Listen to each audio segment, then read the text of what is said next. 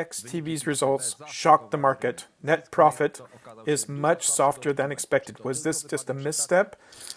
That's the subject of today's program, straight from the trading floor. My name is Przemysław Tykmanowicz. Welcome. If one were malicious, one could say that when the results of XTB are good, the CEO, Omar Arnaut, joins us. Otherwise, somebody else is delegated to join us. Today, that other person is Filip Kaczmarzyk. Welcome. Welcome. It seems to me that Filip Kaczmarzyk is always the person who comes forward, but we have to change something. We have to alter that custom. Let me be straightforward. We're not, of course, malicious. You're perceptive? Yes, we're perceptive. One cannot conceal the fact that Q3 results were a disappointment for the market. 53 million net profit. Even the worst forecast of a brokerage talked about 80 million zloty in net profit. Are you also disappointed with Q3? We are disappointed. I will not beat around the bush.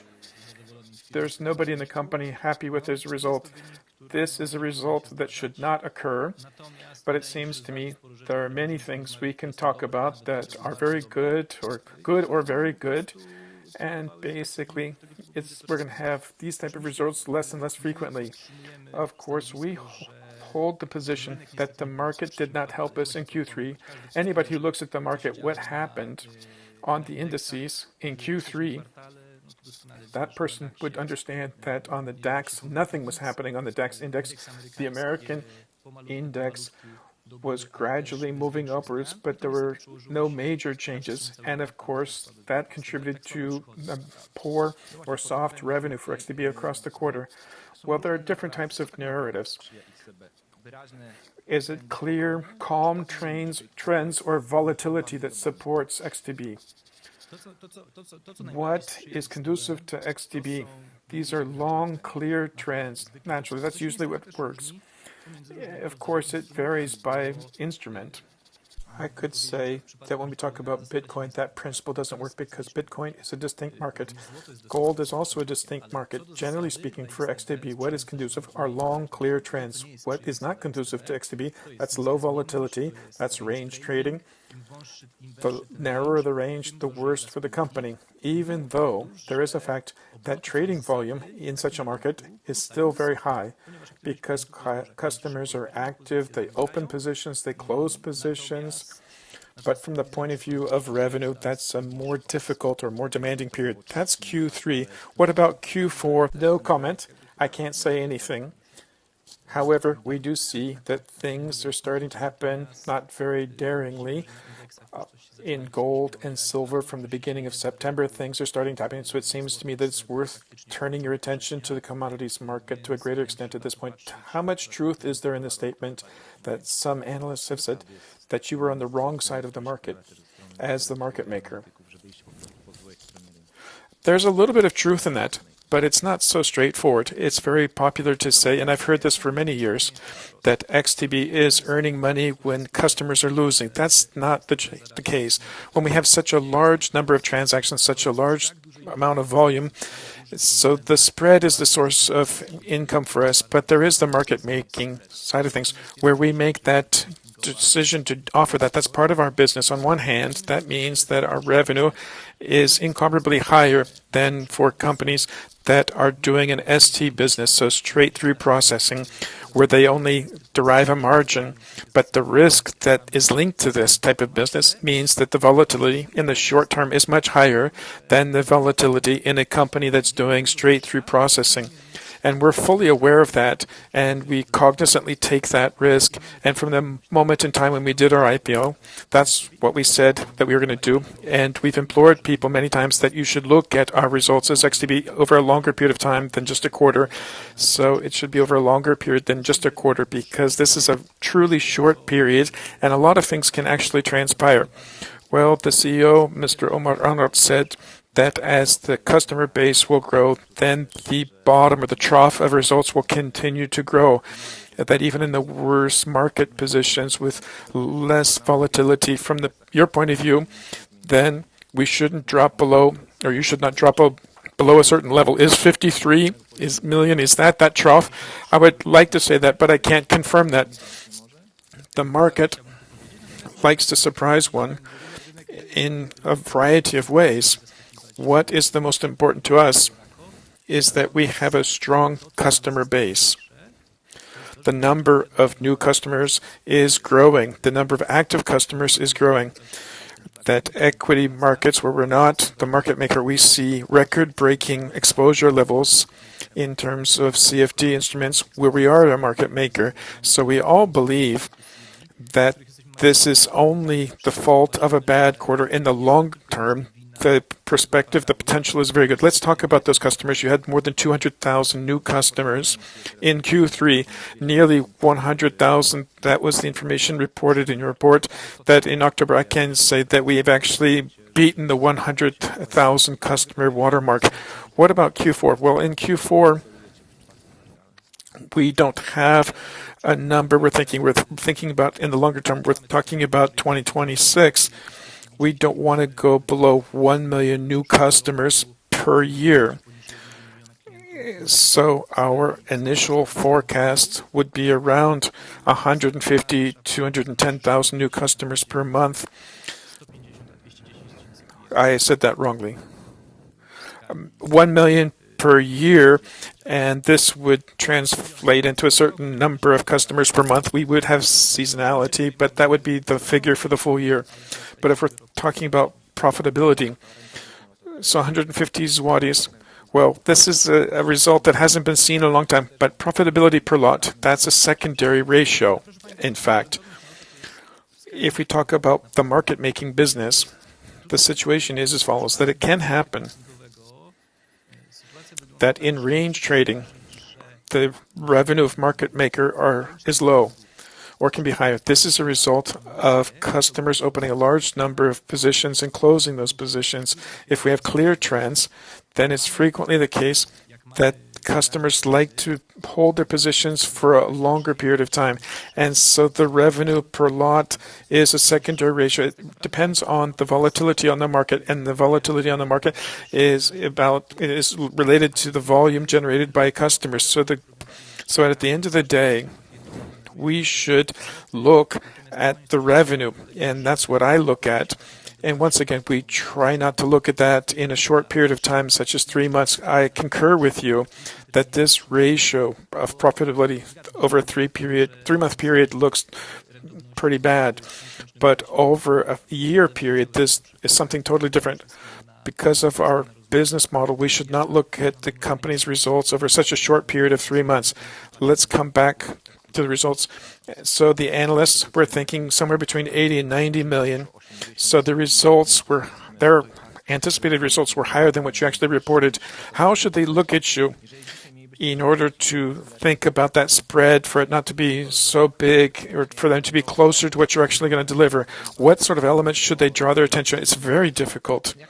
I believe that our market analysts, are better and better quarter on quarter. I remember when we went public, and this was almost like reading from tea leaves. Now we can say that the recommendations of Pico was around 80 million, and it turned out to be a little bit lower because of the higher cost. But we, quarter by quarter, were surprised that the forecasts are coming closer and closer. So the analysts are better and better able to read. So this is not something that you can read perfectly. This is a type of business. We see certain things that are happening inside. Customers are behaving differently in different periods of time on different instruments. It's very difficult to hit the mark. What I can recommend, customers are looking for volatility. There's a group of favorite instruments, customers, when we look at XTB, historically speaking, so they like to do things on a recurring basis. We should think about what's happening with those markets, what the market looks like. Were there corrections? Were there changes of direction? Was there a clear trend? These are the type of things that should be analyzed. So I think analysts are starting to have a good feeling for that. When we talk about volatility in customers, let me ask you, where is your conviction coming from that these customers, that if volatility appears, that customers are going to be more active in terms of their trading on CFD, because that's the highest margin product you have, and that's, well, customers continue to be active. So the exposure changes. It's not only equities, but it's ETFs. That's all true. Generally speaking, 80% of our customers come to XTB in order to trade on cash instruments. So that would be ETFs and equities. But that's not the case that they come to us only to trade those instruments. We see record-breaking levels of exposure for CFD instruments. Here on from our point of view, there's no red flag that we're bringing on too many equity customers and we're losing focus on our business in terms of what's generating 90% of our business. That's not at all the case because everything is growing very well. We don't have those type of fears. I don't have that type of fear that customers are running away from instruments like CFDs and are looking for other instruments. That's not at all how things are working based on experience. And I continue to repeat this. The customers look for volatility, and you can find volatility on indices and commodity markets, but it's hard to imagine that a customer comes in to buy IKE and, IKZE is suddenly going to start trading CFDs. That's not at all the case. That's not our role.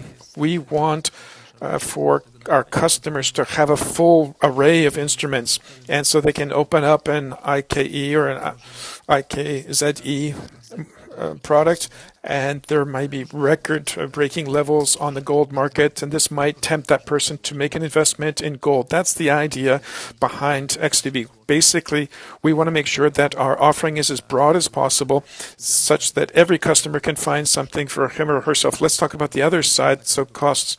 So 362 million in Q3, so nearly 900 million after 3 quarters. So I would say these are pretty high figures. Yes, these are high figures, but it seems to me, it's not even the matter of it seems to me that we have full control over these costs. We're making all those decisions on a measured approach, and we're not, nothing's running away from us. We have a lot of marketing costs and spend, and we're doing that with full cognition. Nothing's changing here. So investment platforms like XTB, we have to pursue marketing constantly. We're constantly developing in terms of the product palette and the instruments we're offering. And if you look at our competition from the West, we're only looking at the competition from Revolut, Robinhood, and Trade Republic. They're doing this all the time. They're spending much more money than XTB is. And so we do not intend to slow down at all. What do you expect in Q4 in terms of cost? Because it seems that in Q4 we will have the booking of the cost for the major campaign that generated a lot of media coverage. Well, we have to depreciate all of that and offset that. I don't imagine that we're going to have much higher costs. Of course, we have that marketing campaign, and the figures will be higher, but it's not going to be the case that this is going to consume half of our revenue. We have to spread that over time. When we talk about we're talking about higher by a few percentage points, 15, 20 percentage points. Well, let me say no comment. But if we look at costs, it's a little bit early to talk about that, but the CEO had mentioned that we would have a higher marketing spend, and this is something that will happen, and we're now at the budgeting phase. So I think we can say a little bit more when we speak in 3 months. Well, some social media voices are saying that you've got marketing, it's done pretty well, but that is being done at the expense of functionality. So sometimes in critical moments, the technology wasn't working the right way. I would allow myself not to entirely concur with that. There were situations in which the platform wasn't operating the way it should have operated, and of course I would beat myself in the chest over that, and these type of situations don't have the right to happen. This is a problem for our customers, it's a problem for our PR, it's a problem for our company, it's also a problem for the Polish FSA, which comes to us with questions. These type of things are impermissible, and so we are working non-stop to optimize the platform. We have 100,000 new customers month in, month out, and let's hope that pace is maintained. And so we want to provide the best possible service to our customers. Please believe me that we're sitting down to think about the capacity of the system when something is going wrong, when something breaks down. We're doing this all the time, in fact. And perhaps I should not say this because this system should work perfectly. But it seems to me that we've made a lot of progress compared to what happened 2 or 3 years ago when we had some difficulties, but we sat down, we found some solutions, we've developed our system very strongly, and now and again when these situations happen, it's rather rare. And if we think about technology improving the platform, does that mean you're going to have higher spend in this area? Well, it's not going to be a dramatic growth in terms of our expenses. We're doing this as part of our in-house resources. This will not entail figures that would alter the situation of the company. Your company has grown a lot in terms of its headcount. Where is the ceiling? Are you really at the headcount level that this is enough? I think it's enough. I think we're right now that at a point where we have a sufficient number of employees. We did this a few years ago, and we made the decision that we wanted to expand the technology department, and that's something that did in fact transpire. As I said, we have our costs fully under control, and so the cost increase was planned, but now we will slow things down in terms of raising the headcount. You mentioned the competition. You are looking at international companies. We have Trade Republic. We also have Revolut in Poland. Are you planning any special efforts, having in mind the competition, making inroads? Or is it going to just be marketing, marketing, marketing? We're always doing what we want to do. This is the most important thing. We're doing our own, we're following our own plan. We're following the beat of our own drum.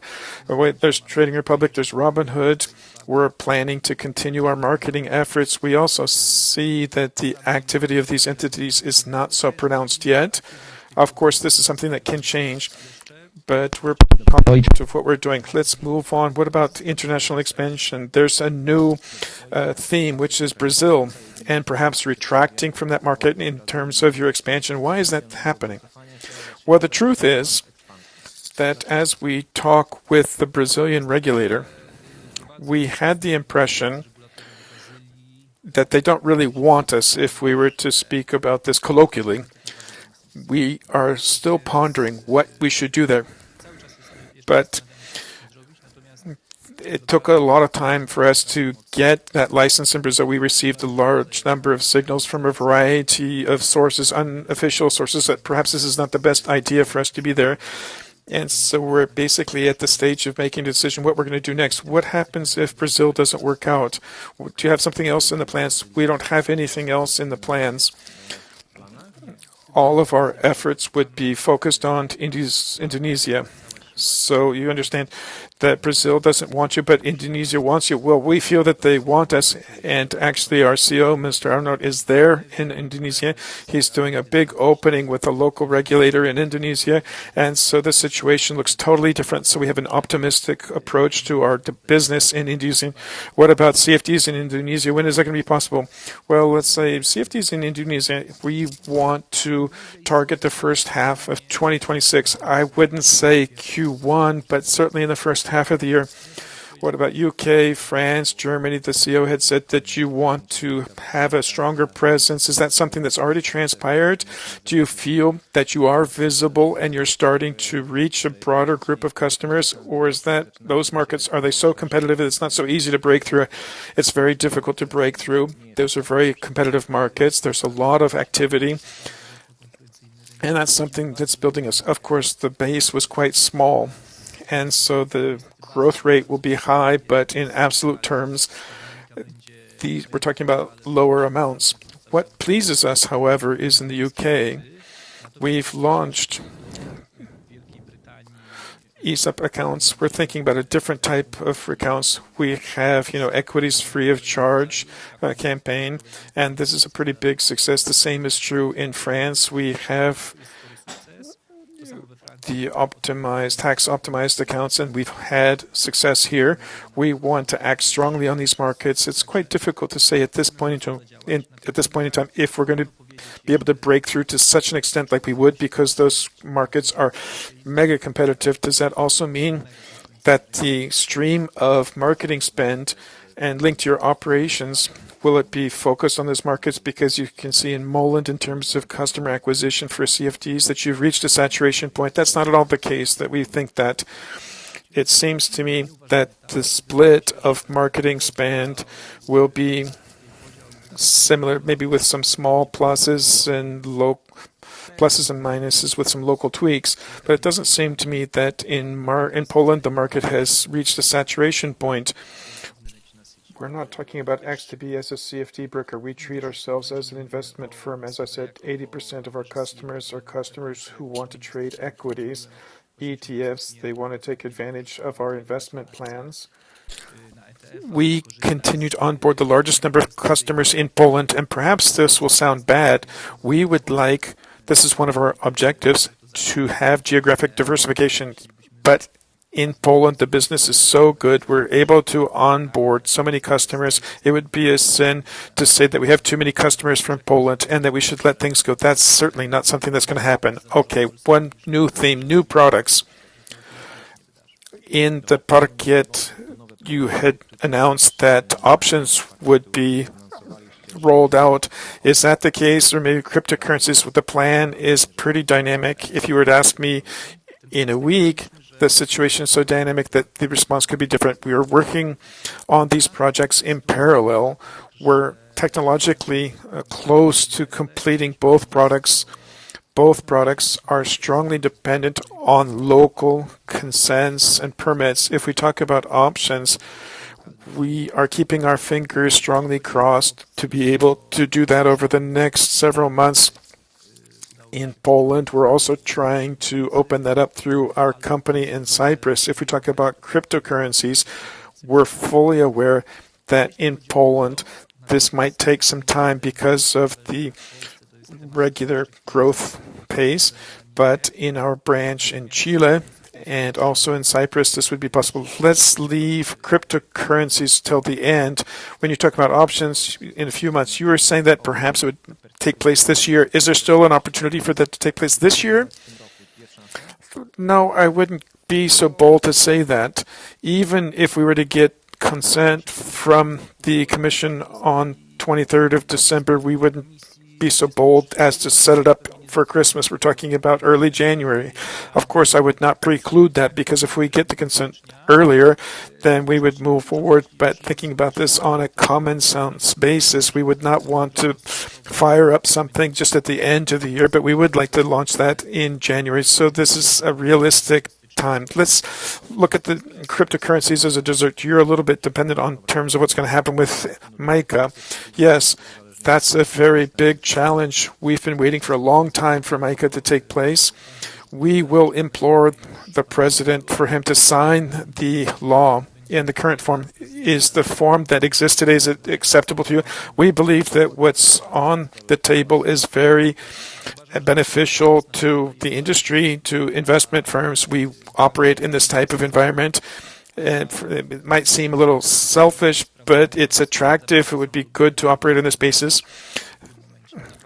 Maybe not for the old school cryptocurrency entities, the ones that are registered in Katowice and elsewhere, but I'm only thinking about the interest of my company, and this is the current shape of the law would be very beneficial to the company I represent, and it's painful to us that it's taking such a long time for this to happen. A lot of businesses moving away, slipping away through our fingers. The business in Poland is suffering as a result. It seems to me that it would be very good to close up that issue. What about customers? Well, investors, but there's the other side, customers. I would say that customers are first, then the interest of the investment company is second. That's natural. But it seems to me that in many cases, the clients are suffering because the MiCA regulations govern a lot of subjects linked to entering into transactions, executing transactions, and safekeeping of crypto assets. And this would bring order to the market, and this would enable Polish customers, enable them to store cryptocurrencies in their investment app where they have ICA or IKZE, other investment accounts. So this would be a gigantic benefit for a number of reasons. If it were to be enacted the way it is, would you make a big launch in cryptocurrencies? If you're thinking about geographic, if we're going to go across the board, generally speaking, we launch products branch by branch, generally speaking. So if we were to set up the first branch, go live with the first branch, then in a few weeks we would go to the next branches. We want to have a strong splash on this market. We're already behind schedule, so we have a lot of things to do in terms of the products. So we want to have a broad-based approach. We're not talking about hundreds of instruments. We know from experience that in cryptocurrencies, you have the 5 most popular cryptocurrencies. They generate some 90% of the trading volume. So I believe that we'll begin with maybe 10, 15, 30 instruments and not hundreds of instruments. What happens if this law is not signed off on by the president? Then we're going to have to think on our feet, to be honest. This will make it very difficult for us to operate. We have a company in Cyprus where we could do something, but I want to deceive you and say it's difficult. We can't do the marketing of this product. This would be very difficult for us, and it's going to be much more complicated. So we're really keeping our fingers crossed for this MiCA regulation to be introduced in Poland more quickly. I started today's conversation. I asked you the question whether or not Q3 was a misstep. Is that how you're treating Q3? Was it a misstep? Yes, this was a misstep. Here we will place a full stop. Filip Kaczmarzyk was your guest today. He's a member of the Management Board of XTB. Thank you very much for today's discussion. Thank you very much.